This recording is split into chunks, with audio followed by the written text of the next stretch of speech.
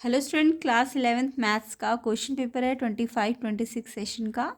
तो annual exam के लिए इम्पॉर्टेंट है। डीओई का ऑफिशियल प्रैक्टिस पेपर है। ये आपको अच्छी तरह से इसे प्रैक्टिस करना है ताकि आपके फाइनल एग्ज़ाम में अच्छे नंबर आ सके।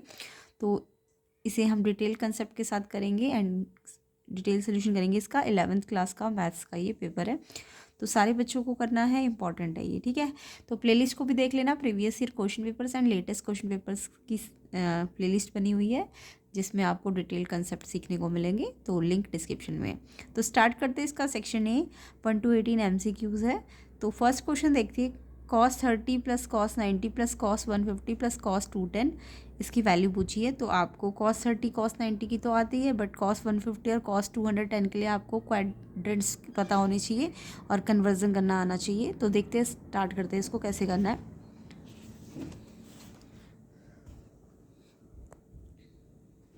तो क्वेश्चन आई होप सबको समझ आ गया होगा। तो cos 30 को तो एज इट इज़ लिख दो, cos 90 भी आपको पता होता है। cos 150 को कैसे कन्वर्ट कर सकते हैं, 180 माइनस 30 करोगे तो cos 150 बन जाएगा। सेम ऐसी cos 210 है, तो 180 में 30 प्लस करोगे तो 210 बन जाएगा। तो कन्वर्ट कर देना है, 150 की जगह 180 माइनस 30, 210 की जगह 180 प्लस 30।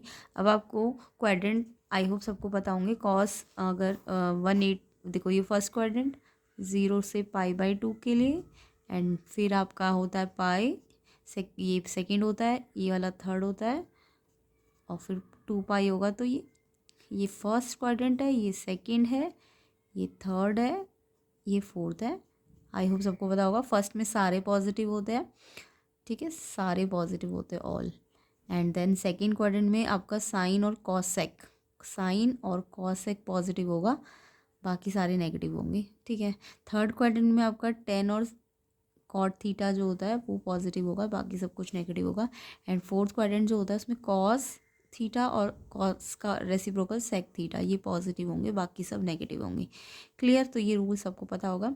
अब आपने अगर कॉस 180 माइनस थीटा करा, तो कॉस 180 माइनस थीटा जो होता है वो आपका सेकेंड क्वाड्रेंट पे लाई करेगा। और सेकेंड क्वाड्रेंट में मैंने क्या कहा है, कॉस इस वाली लाइन में ना 0 से पाई वाली लाइन में कॉस तो कॉस ही रहेगा, और क्योंकि सेकंड क्वाड्रेंट पे कॉस तो नेगेटिव है तो इसलिए साइन नेगेटिव का होगा, तो नेगेटिव कॉस थीटा होता है। सेम ऐसे ही कॉस 180 प्लस थीटा है, तो ये आपका थर्ड क्वाड्रेंट होगा। 180 वाली लाइन में कॉस एज इट इज़ रहेगा, जो है जैसा है वैसे ही रहेगा, and theta. And third quadrant पे भी कॉस नेगेटिव होता है, ये वाला कॉस नेगेटिव होता है इसलिए नेगेटिव का साइन लगेगा, तो नेगेटिव कॉस थीटा, ठीक है। तो यहाँ से मेरे को पता चला कॉस 180 माइनस 30 कॉस थीटा होता है और नेगेटिव होता है। थीटा कितना है इसका, 30। सेम ऐसी कॉस 180 प्लस थीटा, तो कॉस थीटा ही होगा, और यहाँ पे थीटा 30 है और साइन भी नेगेटिव। अब आपको पता है कॉस 30 और कॉस नेगेटिव 30, वैसे तो ये यहीं पे ऐसे कट जाते, बट मैंने ये वैल्यू पुट कर दी। कॉस 30 की वैल्यू पता है √3/2, कॉस 90 0 होता है, एंड ये माइनस कॉस 30 आया, वैल्यू पुट कर देना इसकी भी और इसकी भी, ये इससे कट जाएगा, तो ये माइनस √3/2 आंसर हो जाएगा। तो आंसर आपका देखो कौन सा ऑप्शन है, ऑप्शन नंबर आपका है सी ऑप्शन इसका आंसर है। तो ऑप्शन सी -√3/2 करेक्ट है।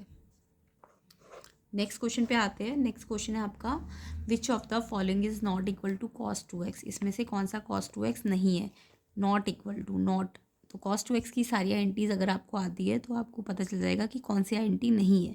तो cos square minus sine square x तो होती है cos 2x की आइडेंटिटी। cos 2x की आइडेंटिटी सबको याद रखनी है, cos square minus sine square x, एक तो ये तो है। 1 - 2 साइन स्क्वायर एक्स भी होता है।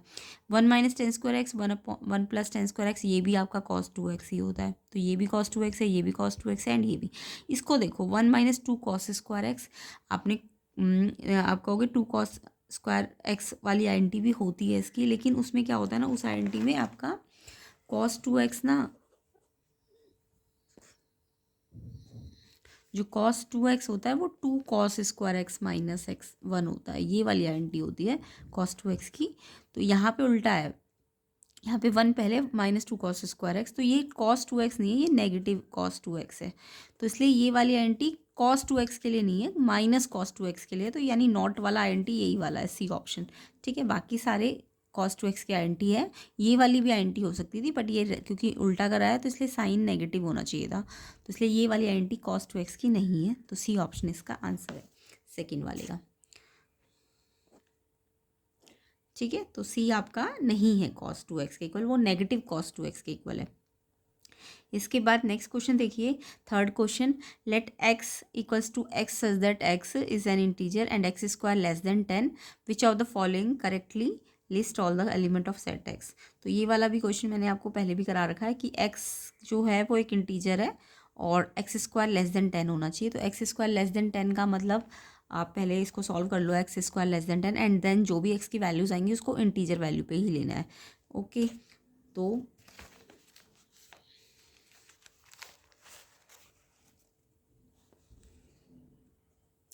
तो यहाँ पे मेरे पास एक्स स्क्वायर लेस देन 10 अगर मैं सॉल्व करूँ तो स्क्वायर यहाँ से हटेगा, तो आपको पता है स्क्वायर हटेगा तो रूट लगेगा, है ना। और रूट 10 का वैल्यू 3.1 समथिंग आएगा, ये रूट आपको निकालना आना चाहिए।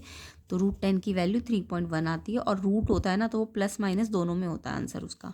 जब भी रूट हो और आंसर निकल के आए तो वो आंसर दोनों में आता है, प्लस में भी आता है और माइनस में भी आता है। यानी एक्स आपका 3.1 से लेस होना चाहिए और इंटीजर भी होना चाहिए, यही तो कंडीशन है। तो 3 से कम वाला इंटीजर कौन कौन सा है, 1 2, और देखो 3.1 है तो 3 भी ले सकते हो, है ना। तो 0 1 2 3, ये 3 से लेस वाले इंटीजर, और ये प्लस में भी लेने हैं और माइनस में भी लेने हैं आपको, तो यानी नेगेटिव वाले भी लेने पड़ेंगे आपको, है ना। तो 3 तक लेने हैं, 0 1 2 3 प्लस का भी और माइनस का भी 3 तक लेना है आपको। तो ये ऑप्शन डी है इसका आंसर करेक्ट। तो यहाँ पे आपको क्योंकि इंटीजर्स ही लेने थे और सिर्फ प्लस वाले नहीं, रूट है तो माइनस वाले भी लेने थे, तो इसलिए ये सारे लेने पड़ेंगे। तो इसका आंसर आपका ऑप्शन डी है, ठीक है। तो ऑप्शन डी -1 -2 -3 0 1 2 3 इसका करेक्ट आंसर है। Next question, the domain of the function है x -4 upon x square -16 equal to. तो जब भी डोमेन आपको किसी p by Q rational number का निकालना होता है तो आपको q के लिए कंडीशन लेनी होती है डिनोमिनेटर वाली, यानी कि जब भी आपको डोमेन किसी भी रैशनल नंबर का बोले, रैशनल नंबर क्या होते हैं, रैशनल नंबर आपके p बाई क्यू होते हैं, ठीक है। तो p बाई क्यू कोई भी रैशनल नंबर है तो उसके लिए कंडीशन क्या होती है, जो उसका डिनोमिनेटर होता है ना वो नॉट इक्वल टू 0, यानी कि जो भी डिनोमिनेटर है वो 0 नहीं बनना चाहिए, तो वहाँ पे डोमेन नहीं आएगा। तो मेरे पास डिनोमिनेटर में क्या है, एक्स स्क्वायर -16 है, तो ये डिनोमिनेटर जो है 0 नहीं होना चाहिए। जब भी आपको रैशनल नंबर का डोमेन बोला जाए तो आप उसके डिनोमिनेटर को नॉट इक्वल टू 0 लिया करो। अब यहाँ से एक्स स्क्वायर को -16 के लिए आइडेंटिटी लगा दो, एक्स स्क्वायर 16 होता है 4 का स्क्वायर, तो एक्स स्क्वायर -4 का स्क्वायर, इसके लिए आइडेंटिटी आपको आती है x + 4 x - 4 a + b a - b, and ये नॉट इक्वल टू 0, तो यहाँ से x + 4 है तो ये -4 मिलेगा, और ये 4 है तो ये +4 मिलेगा, और नॉट इक्वल का साइन, यानी x आपका -4 और 4 नहीं होना चाहिए, बाकी कोई भी रियल नंबर हो सकता है। तो x को ही तो हम डोमेन कहते हैं, तो x यानी डोमेन क्या नहीं होना चाहिए, -4 और 4 नहीं होना चाहिए। तो डोमेन मेरा कोई भी रियल नंबर हो सकता है एक्सेप्ट ये 2 नंबर नहीं होने चाहिए, -4 और 4, तो इसको आपको ना ध्यान रखना, ये 2 ही नंबर नहीं होने चाहिए, तो इसलिए इसको आपको सेट बना के रखना है। आपको ऐसा ब्रैकेट नहीं लगाना है, ऐसा ब्रैकेट का मतलब तो ये -4 से 4 सारे नंबर्स हो गए, -4 से 4 के अंदर जो सारे नंबर आएंगे, ये हमें ये सारे पूरा -4 से 4 तक की रेंज नहीं लेनी, हमें सिर्फ ये 2 नंबर नहीं लेने, इसलिए इसका लिए ऐसा वाला ब्रैकेट लगाना। तो रियल नंबर तो कोई भी ले सकते हो डोमेन में, बट ये 2 नंबर नहीं लेने, तो ये 2 नंबर ही नहीं लेने, तो ये वाला ब्रैकेट आपको ध्यान रखना है, ये वाला सेट वाला लगाना है, ना कि इंटरवल वाला, ठीक है। तो ऑप्शन डी इसका आंसर है। तो यहाँ पे 4 और -4 ये वाला सेट के जो 2 एलिमेंट है ये छोड़ के बाकी कोई भी रियल नंबर आपका डोमेन हो सकता है, तो डी ऑप्शन करेक्ट है। नेक्स्ट क्वेश्चन देखो, ये वाला ब्रैकेट होता है ना, इसको कहा गया ये वाला ब्रैकेट ग्रेटेस्ट इंटीजर फंक्शन है, और बोला कौन सी स्टेटमेंट ट्रू है। तो आपने ग्रेटेस्ट इंटीजर फंक्शंस के बारे में पढ़ा होगा, ये मैंने पहले भी समझा रखा, मेरी प्रीवियस वीडियोस को देख लेना, प्रीवियस वीडियो में मैंने बहुत डिटेल में सारे कॉन्सेप्ट समझाए हुए, तो प्लेलिस्ट का लिंक डिस्क्रिप्शन में है।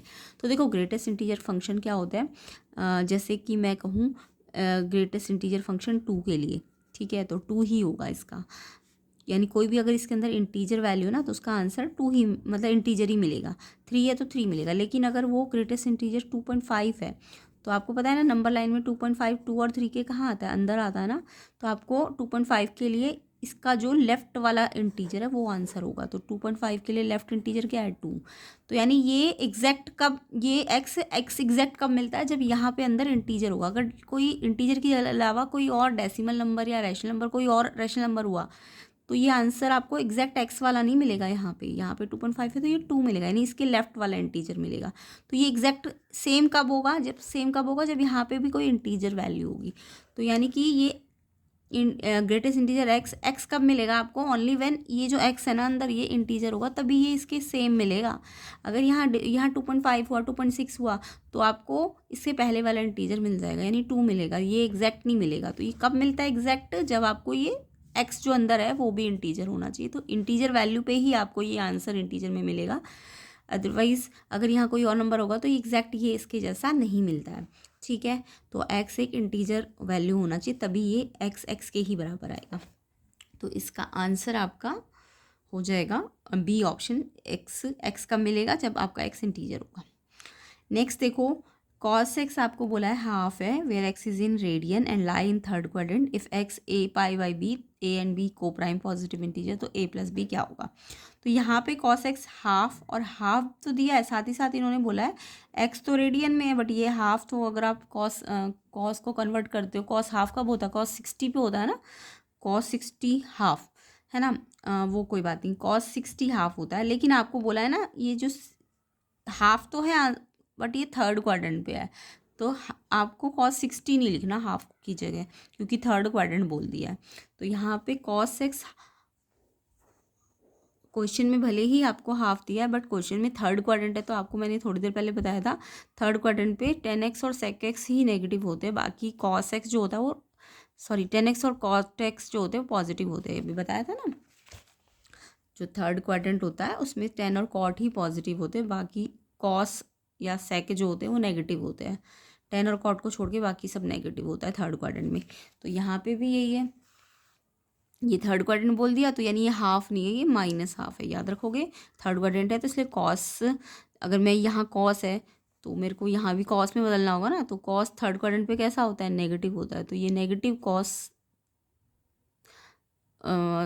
हाफ कब होता है? कॉस 60 पे होता है, तो इसको आप हाफ की जगह क्या लिख सकते हो? माइनस कॉस 60, क्योंकि थर्ड क्वाड्रेंट पे कॉस 60 प्लस नहीं होता, नेगेटिव होता है। ठीक है, और 60 को रेडियन में बदलूंगी तो पाई/3, क्योंकि ये रेडियन में बोला ना एक्स रेडियन में, तो आपको तो 60 नहीं लिखना, आपको क्या लिखना है? रेडियन में पाई/3। अब ये क्योंकि थर्ड क्वाड्रेंट है तो इसलिए नेगेटिव का साइन लेना है। अब नेगेटिव कॉस थर्ड कहाँ होता है? देखो ये पाई होता है ना, थर्ड क्वाड्रेंट क्या होता है? पाई प्लस थीटा होता है। तो पाई प्लस थीटा क्या है आपका? पाई/3। तो नेगेटिव कॉस पाई/3 और थर्ड क्वाड्रेंट बोल दिया तो ये पाई प्लस थीटा वाली लाइन में पाई प्लस थीटा ये है, तो पाई प्लस पाई/3। अब ये नेगेटिव हट जाएगा। अब ये एक्स कॉस एक्स, ये जो एक्स है ये इस एंगल के बराबर हो जाएगा, यानी 4 पाई/3 के। और एक्स की जगह आपको क्या रखना था? a पाई/3। तो जब आप एक्स की जगह a पाई/3 रखोगे एंड यहाँ पे 4 पाई/3 है, तो पाई से पाई कट गया, 3 से 3 कट गया, तो a तो कितना आ जाएगा? 4 आ जाएगा। अब a 4 है और b कैसे आएगा? b आपका है, अच्छा नीचे b था ना, नीचे आपका b है, तो b a तो 4 आ जाएगा कंपेयर करके, b कितना आ जाएगा? 3 आ जाएगा, है ना। देखो a पाई/b है इक्वल टू यहाँ पे कितना है? 4 पाई/3, तो पाई से पाई कटा तो a तो 4 आया, b 3 आया। ठीक है, और 4 और 3 आपको पता है को प्राइम होता है, क्योंकि एक दूसरे के टेबल में नहीं आते हैं ना, को प्राइम है। और इनको प्लस करोगे क्योंकि इन क्वेश्चन में हमें a प्लस बी निकालना है। क्या निकालना है? a plus B. तो a और b को प्लस करके 7 आंसर आ जाएगा। तो आंसर क्या है इसका? 7। 7 कौन सा ऑप्शन है? 7 आपका डी ऑप्शन है। तो आई होप ये क्वेश्चन भी आपको समझ आ गया होगा कैसे करना है। ठीक है, तो यहाँ पे ध्यान रखना, हाफ की जगह आप कहीं कॉस 60 ले लो और एक्स को 60 कर दो, और फिर a पाई/b को कहीं 60 के इक्वल कर दो, तो गलत हो जाएगा, क्योंकि ये थर्ड क्वाड्रेंट का भी इसमें रूल लगेगा। नेक्स्ट देखो 7th, which of the following complex number is equal to z equal to iota 1 + 2 + 3 + 20 25। तो ये मैंने क्वेश्चन पहले भी आपको मिड टर्म प्रैक्टिस पेपर में और मिड टर्म क्वेश्चन पेपर में करवाया हुआ था। तो अभी फ़िलहाल ये क्वेश्चन बहुत बार आता है तो इम्पॉर्टेंट भी है। तो z इक्वल टू आयोटा 1 + 2 + 3 से लेके 20 25, और आपको पूछा ये किसके इक्वल आएगा। तो यहाँ पे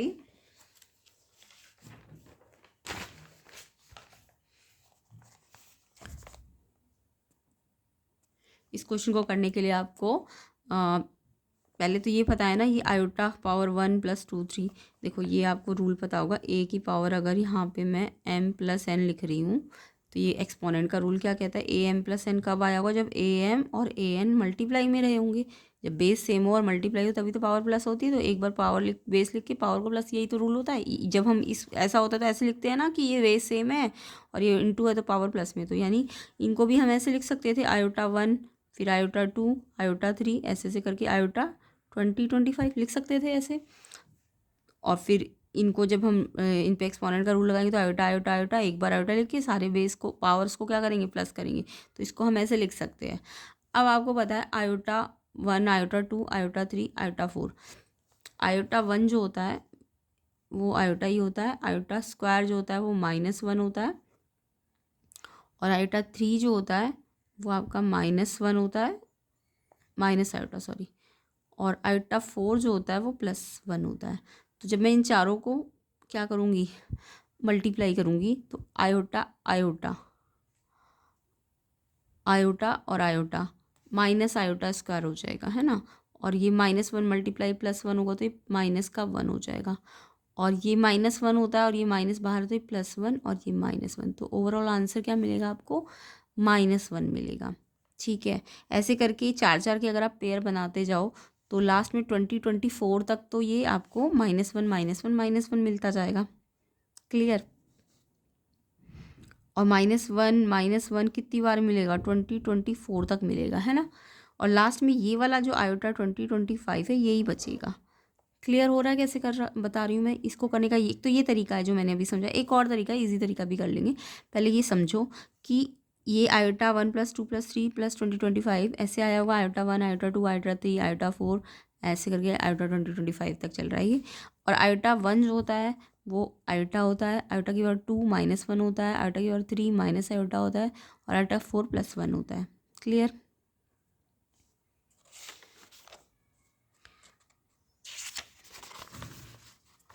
आयोटा 1 पावर आयोटा होता है, आयोटा 2 पावर -1 होता है, आयोटा 3 पावर माइनस आयोटा होता है, और आयोटा 4 पावर आपका +1 होता है।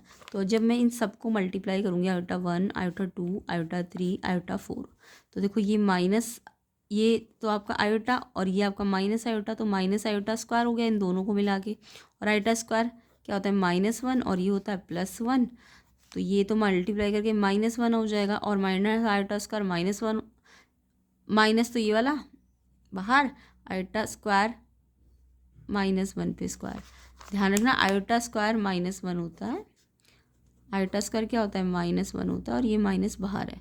ठीक है, माइनस माइनस ये +1 हो गया, और मल्टीप्लाई ये मल्टीप्लाई हो रहा है, ये भी -1 से मल्टीप्लाई होगा, तो ये आंसर क्या मिलेगा आपको, -1। यानी कि आयोटा 1 से लेके पावर 4 तक -1 आंसर मिलता है मल्टीप्लाई में।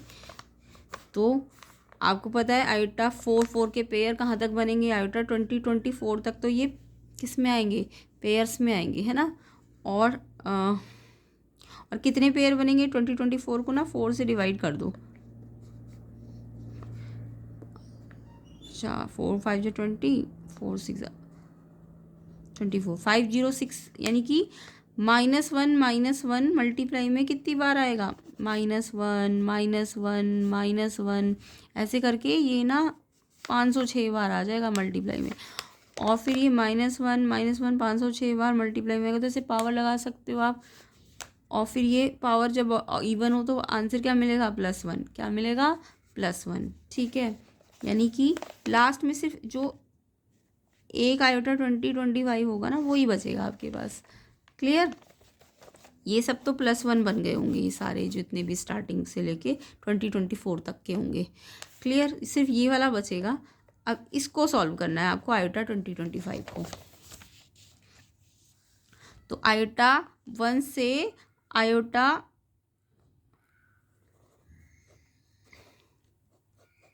2024 को 4 से भी डिवाइड करना है, तो ये 506 तक तो ये +1 बन जाएगा, सिर्फ ये वाला बचता है।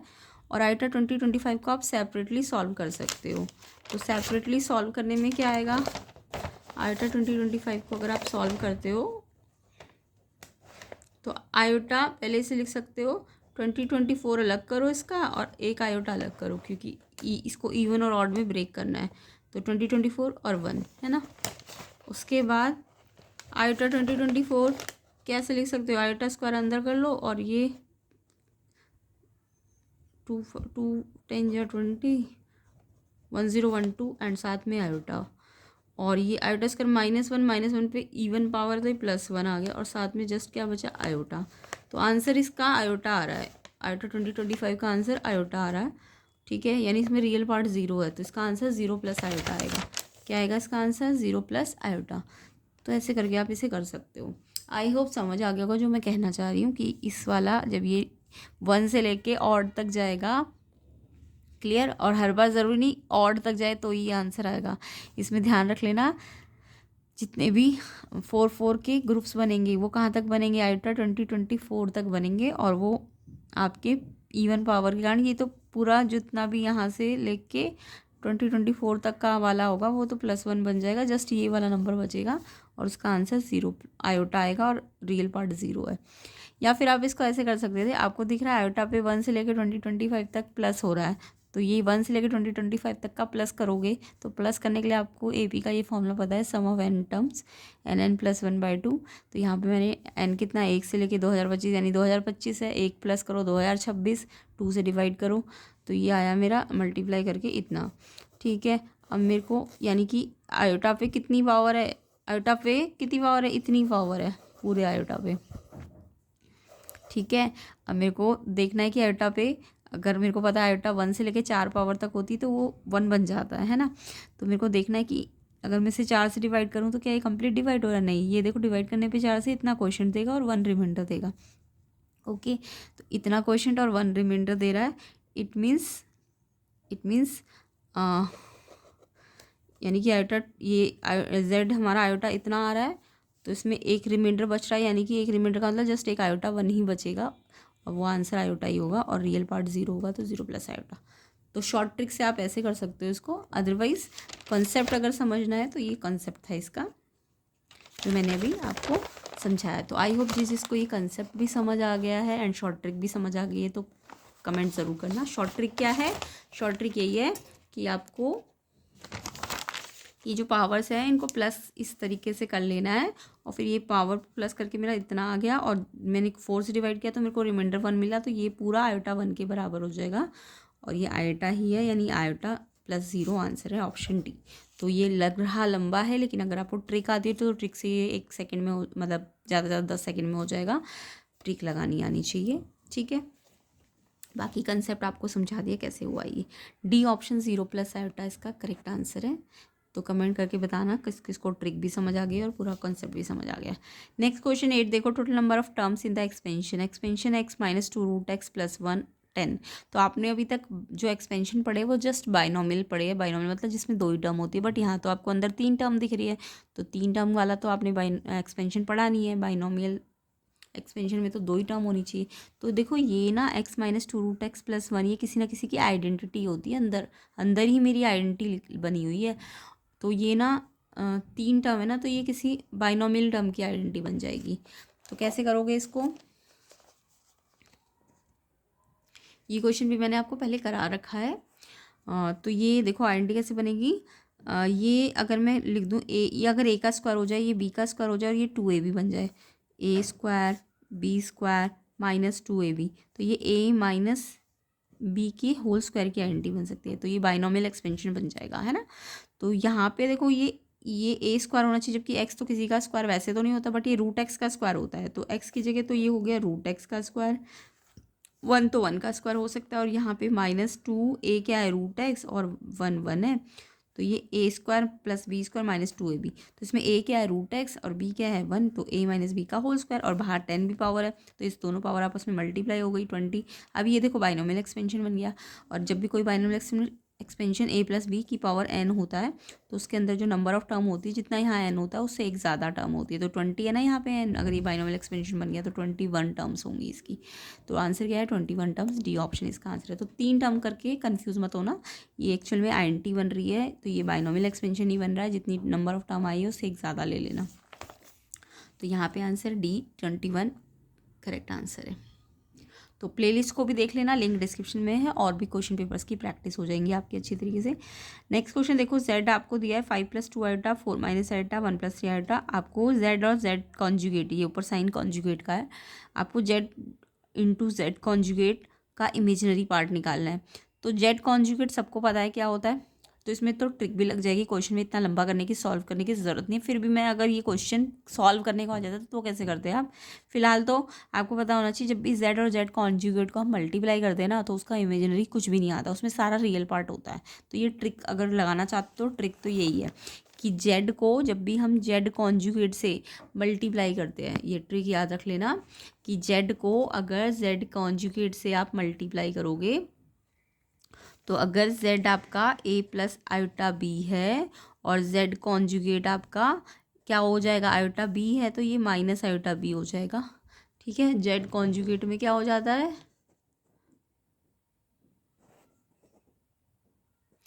जो z कॉन्जुगेट होता है उसमें आयोटा का साइन चेंज हो जाता है। तो अगर z a plus iota b है तो z conjugate a minus iota b है। अब z को z कॉन्जुगेट से मल्टीप्लाई करो, तो इसको इससे जब मल्टीप्लाई करोगे तो a square minus iota b का होल स्क्वायर, तो ए स्क्वायर बी स्क्वायर और आयोटा स्क्वायर -1, तो ये प्लस बी स्क्वायर। तो ये पूरा ना रियल पार्ट आएगा। तो जब भी जेड जेड कॉन्जुगेट को मल्टीप्लाई करोगे ना, तो आपको रियल मिलेगा।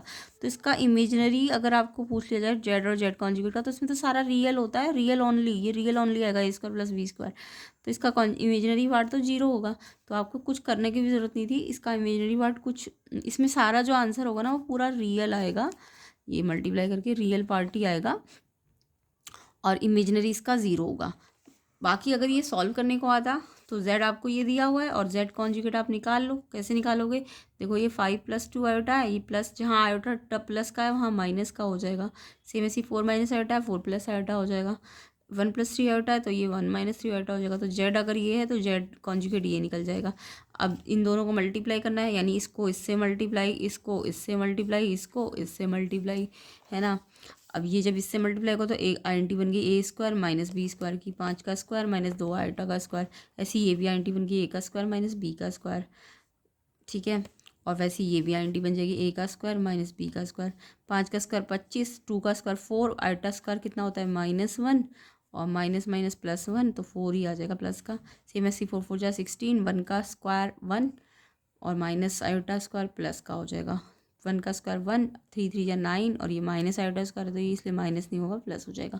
तो ये जो भी आंसर आएगा वो रियल ही आएगा, यानी इसका हमें तो इमेजिनरी पूछा है ना, हमसे क्या पूछा है, हमसे इसका इमेजिनरी पार्ट पूछा है। तो ट्रिक वाला क्वेश्चन है, तो इसलिए याद रखना, जब भी जेड और जेड कॉन्जुगेट को मल्टीप्लाई करोगे तो आंसर, इमेजिनरी आंसर ज़ीरो होगा।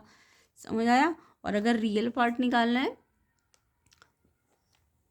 तो जो भी आपके ए और बी है उनका स्क्वायर स्क्वायर प्लस कर दो, चाहे इस वाले का स्क्वायर स्क्वायर, चाहे इस वाले का, चाहे इसका, वो प्लस करके आपका रियल पार्ट का आंसर आ जाएगा।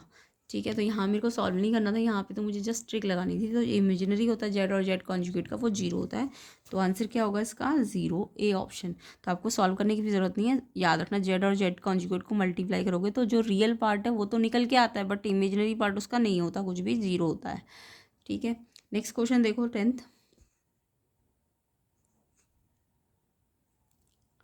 10th क्वेश्चन है आपका, 4/x+2 <0 then x belongs to. आपको बोला है 4/x+2 अगर <0 है तो x कितना होगा। तो यहाँ पे देखो, इनइक्वालिटी को जब भी फ्रैक्शन वाली इनइक्वालिटी आती है ना, तो उसको सॉल्व करने का एक तरीका होता है, ध्यान से देखेंगे कैसे करना है।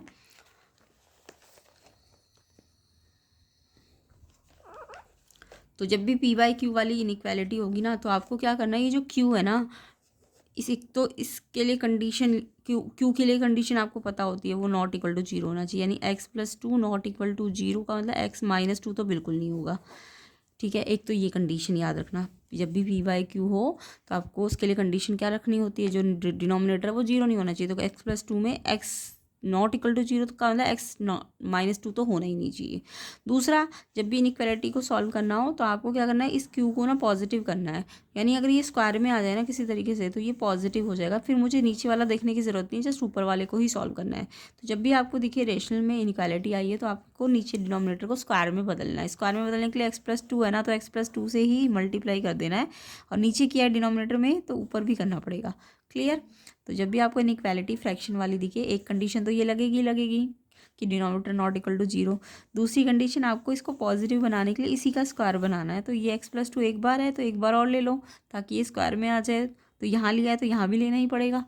अब यहाँ लेने से क्या हुआ कि x+2 तो स्क्वायर में हो गया, तो ये तो आपको पता है जब किसी भी चीज़ का स्क्वायर हो तो वो पॉजिटिव ही होगा। अब आपको जस्ट ऊपर वाले को कंसीडर करना है, नीचे वाले को तो देखने की ज़रूरत ही नहीं है। नहीं तो आपको इसके फिर अगर आप ऐसे नहीं करोगे ना तो 3 केस बनाने पड़ जाएंगे। इसलिए आपको अगर इन केसेस से बचना है तो आप इसको इस नीचे वाले डिनोमिनेटर को पॉजिटिव कर दो। उसके लिए हमको सेम इसी का स्क्वायर करना है, तो इसी को इसी से मल्टीप्लाई करना है ऊपर नीचे। तो स्क्वायर में बदला, ये प्लस हो गया। अब जस्ट इसको कंसीडर करो 4x+2 लेस देन 0, ठीक है, इसको कंसीडर करने की ज़रूरत नहीं है। तो 4x+2 लेस देन 0, यहाँ से 4 तो नंबर है तो ये तो यहाँ जाके डिवाइड होकर 0 ही बन जाएगा। इसी को कंसीडर करो x+2 लेस देन 0। अब आपको x+2 लेस देन 0 के लिए इक्वालिटी सॉल्व करनी आती है। +2 है, वहाँ जाके -2 हो जाएगा, यानी x की वैल्यू -2 से लेस हो और लेस। और देखो इक्वल का साइन भी नहीं है, तो इसलिए वो तो हमने पहले ही देख लिया था, इक्वल का साइन नहीं था तो ये -2 नहीं होना चाहिए। अगर इक्वल का साइन होता भी तो भी मैं x-2 नहीं लेती, क्योंकि डिनोमिनेटर की कंडीशन भी लगानी पड़ी थी। तो -2 पे तो आपको ओपन इंटरवल ही लगाना है, और -2 से लेस है तो -2 से लेके -इन्फिनिटी पे चला जाएगा। -2 से लेस का मतलब -2 से इस साइड जाएगा ना पूरा, तो -2 से इस साइड क्या होती है -इन्फिनिटी, और -2 कंसीडर नहीं करना तो ओपन इंटरवल। तो ऐसे करके आप इसकी नंबर लाइन भी बना सकते हो। तो ये आंसर है इसका, ऑप्शन ए, ठीक है। तो इस तरीके से आपको ये क्वेश्चन करना है। डिनोमिनेटर में इनइक्वालिटी को इसी तरीके से सॉल्व किया जाता है। तो यहाँ आंसर आपका -इन्फिनिटी से -2, ए ऑप्शन है। 11th क्वेश्चन देखो, बाकी क्वेश्चन जो है थोड़े लेंदी हो गई ये वीडियो, तो 11 से लेके 20 तक हम इसके नेक्स्ट पार्ट में ही कवर कर लेंगे। तो वीडियो को ज़्यादा से ज़्यादा शेयर ज़रूर कर देना। इसका कंप्लीट सोल्यूशन हम इसके नेक्स्ट पार्ट में करेंगे। लाइक कर दो ज़्यादा से ज़्यादा, 1000 लाइक जल्दी जल्दी कर दो ताकि इसको कंप्लीट सोल्यूशन आपको मिल जाए। तो ये सारे कंसेप्ट और डिटेल सोल्यूशन आपको इसके नेक्स्ट पार्ट वाली वीडियो में मिलेंगे। तो मैंने सारे सॉल्व कर रखे हैं। आप इससे जल्दी जल्दी लाइक करो, वीडियो को शेयर करो, चैनल को सब्सक्राइब करो, एंड प्लेलिस्ट को ज़रूर चेक कर लेना। सेक्शन BCD भी हम इसके नेक्स्ट पार्ट में कवर करते जाएंगे। तो ये सारे क्वेश्चन है, इंपॉर्टेंट है, आपको अच्छी तरह से इन्हें प्रैक्टिस करना है। केस बेस को भी हम कवर कर लेंगे। तो वीडियो को लाइक करो, शेयर करो, चैनल में नए हो तो चैनल को सब्सक्राइब करो, एंड प्लेलिस्ट को ज़रूर चेक कर लेना। लिंक डिस्क्रिप्शन में है, एंड इसके जो नेक्स्ट पार्ट्स बनेंगे उनका लिंक भी आपको डिस्क्रिप्शन में मिल जाएगा। तो जल्दी जल्दी इसे लाइक कर दो, शेयर कर दो।